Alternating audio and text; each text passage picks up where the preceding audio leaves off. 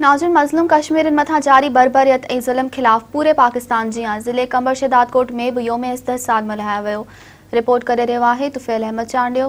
अॼु उहो ॾींहुं आहे जंहिं ॾींहं ते हिकु पूरो साल मुकमल थियण वारो आहे जेका असांजे कश्मीर भाइरनि सां बरबरियत इंडिया जी जारी हुई ऐं अॼु हिन ॾींहं ते पोएं साल में उते हिकिड़ो लॉकडाउन कयो वियो जेको अॼु ताईं जारी आहे। उहो ज़ुल्म सितम अॼु ताईं अञा असांजे कश्मीरी भेनरुनि भाइरनि ते जारी आहे।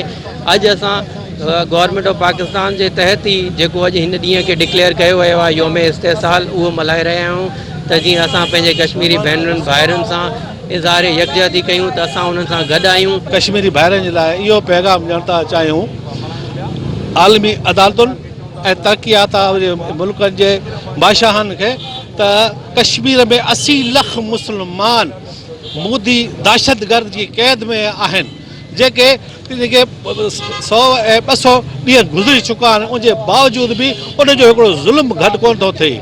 असां आलमी अदालतुनि खे इहो अपील था कयूं त दहशतगर्द जी हुकूमत ऊंधी करे इनखे गिरफ़्तार कयो वञे, इनखे फांसी ते लटकायो वञे।